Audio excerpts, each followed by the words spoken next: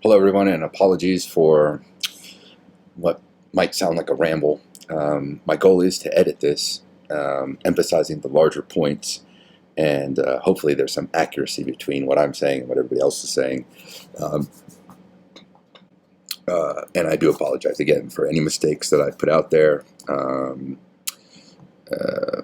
there's a lot more stuff out there than I realized, and well, along the way, we'll keep figuring this thing out. Now, for some statistics, over 190,000 people worldwide are infected, and more than 5,000 in the U.S. Overall, the death toll has been 7,500 worldwide and 91 in America. These numbers seem small, but they are rapidly increasing. Um, One thing that alarms me about the numbers is the number of sports and players that are being associated with infection. Um, One team just announced. Now, this is a team of about 20 people, not including coaches and all that other stuff, but 20 players. 4 of them are now coronavirus carriers, or they've been diagnosed as with this disease. 4 out of 20. That number alarms me. Number one, because these are strong and healthy people. Number two, that's about 20% of the team. If we did that in terms of even a small country, you see how high that number can get. But here's also another way of looking at this. They go to many venues, meaning they're spread out across the country all the time, and there's not a lot of time in between games. I'm talking, well, this is NBA more than anything, but I think baseball is the only sport that has this many games in such a close proximity, especially when it comes to travel.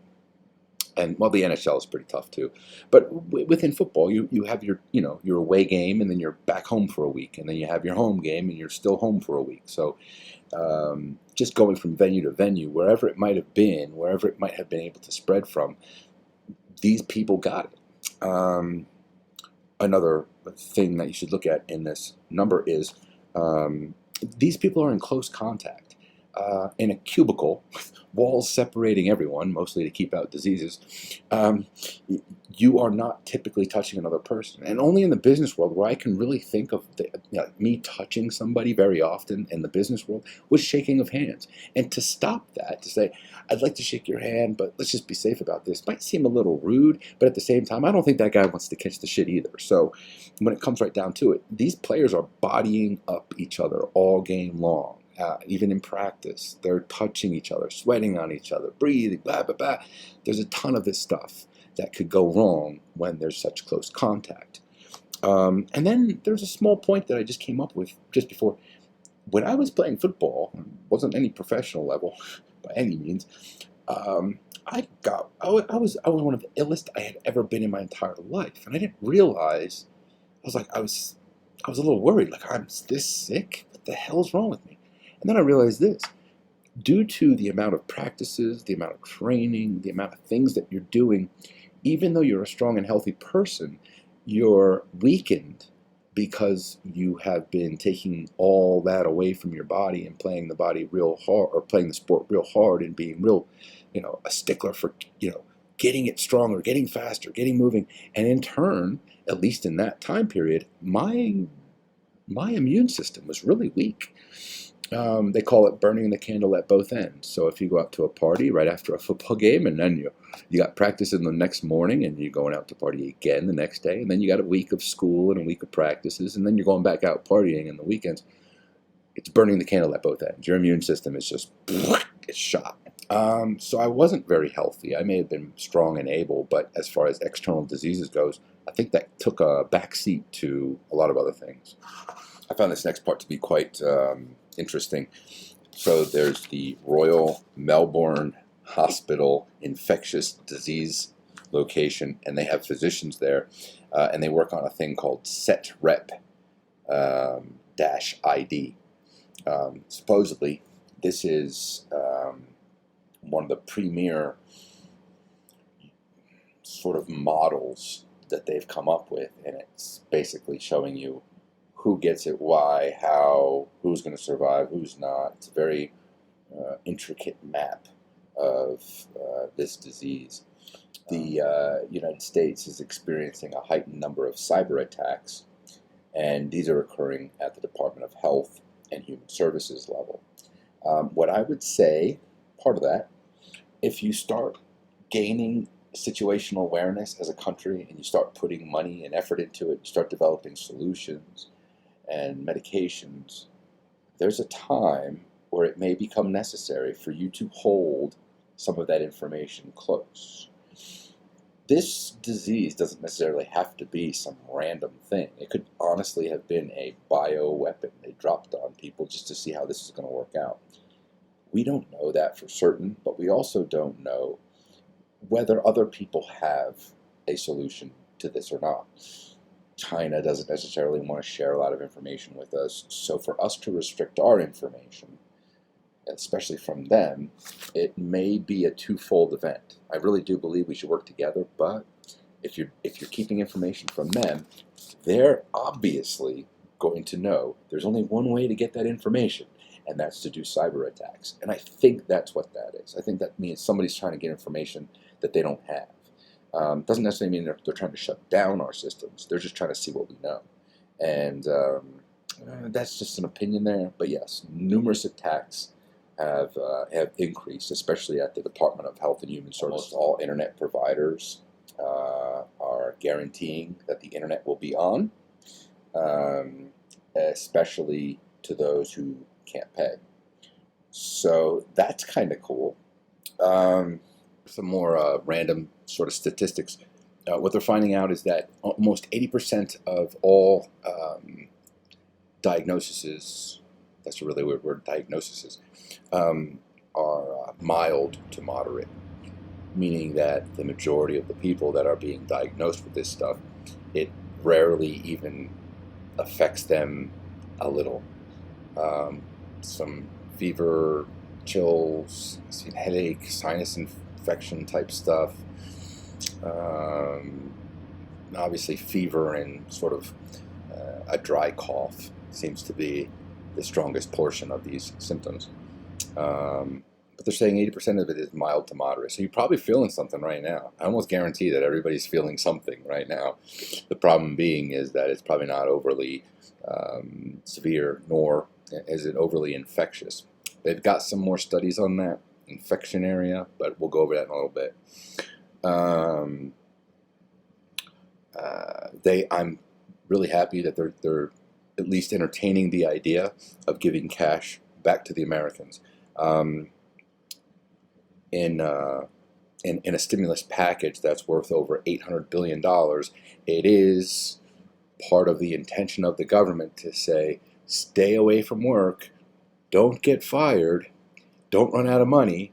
How are you going to do all this? Well, the only way to do it is to listen to the government, stay away from work, so this stops the spread. In the meantime, they're looking at almost $3,500 per person, which is better than the stimulus package that was offered when Fannie Mae and Freddie Mac, when those places went down because they were too big to fail. They're also finding out that there are what's considered silent spreaders, meaning people that aren't showing large amounts of symptoms or completely non-symptomatic, and they're still able to pass this virus on to others. Viruses are survivors, and viruses will always find a way.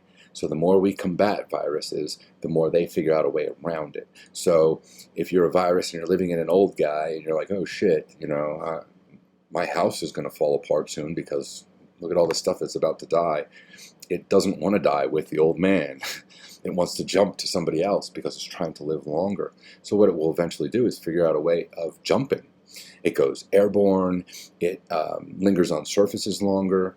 It will become resistant to chlorine and different chemicals. It's a very intelligent little being, and they get their survival instincts in gear, and they can spread pretty rapidly. I believe that the first stuff that came out of Wuhan was not considered aerial. It was not dispersed through the air, nor could you be touched by somebody that was non-symptomatic and get this problem. This thing jumped from what it was to what it is. And that was just, what, 2 or 3 weeks? These things are smart. To round out this sort of vomiting of the mouth, can't figure out any other way to get it out there. Some of the sites that I've used were Apple News. I've hated Apple News ever since it came out, but for some reason I'm on it a lot, and it is giving me information that matters. I've checked out Fox News, CNN. They're a little bit more robust, but at the same time, as far as updates go, everybody seems to be getting the information out at about the same time. Nobody's really contradicting each other. There's been some stuff about why kids aren't showing and why kids are showing. Well, kids are getting the disease, but they're not showing the symptoms, and part of that's because their immune system is fighting back so well. So they're still able to, even though really non-symptomatic, they're still able to put that out to other people.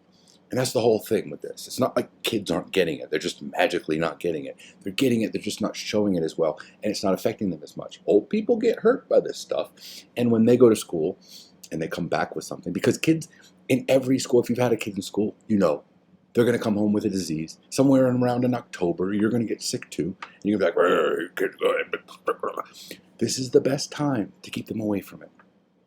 You do what you want, though, governors. You'll be all right. So you end up with what's a problem, basically. It's the place of contamination. And yes, kids are touching a lot of people, doing a lot of things in school, picking their nose, wiping their boogers, doing all kinds of stuff, touching all kinds of things, then touching their faces. They may not seem like they have a problem, but they're bringing it back with them, okay?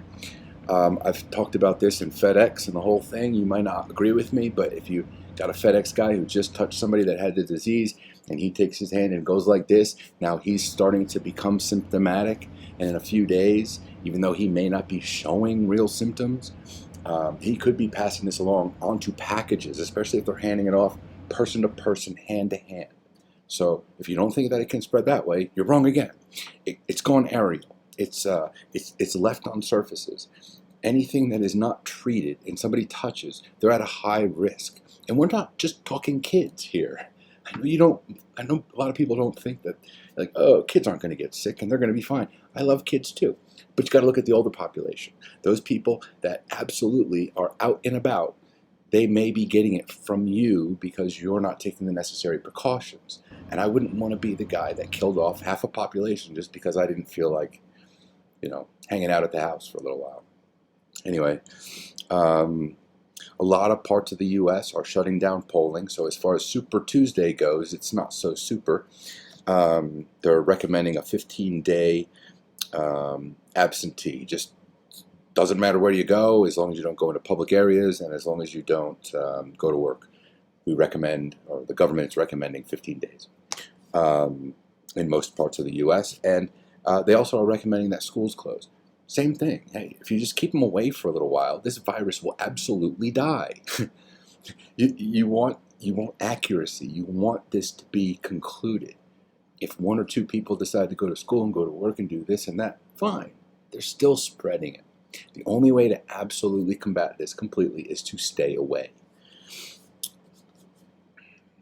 They're asking 7 million people to shelter in place for the next 3 weeks in basically parts of California. Whoa! I mean, think about that. 7 million shelter in place. That's bigger than anything we've ever seen like this before in America. So think about that too. It's out there and it's killing people. It's a good thing to just boop, boop, just push it to the side. You got your internet. You got every movie in the world. You can even talk face to face with all the people. Hell, you can do business on this thing so you don't have to lose money. But you know what? People are still not going to listen. And of course, with all this stuff going on, we will expect a large global recession, and many stimulus packages will be needed to get not just individuals back up, but businesses and even countries are going to suffer large amounts of GDP loss.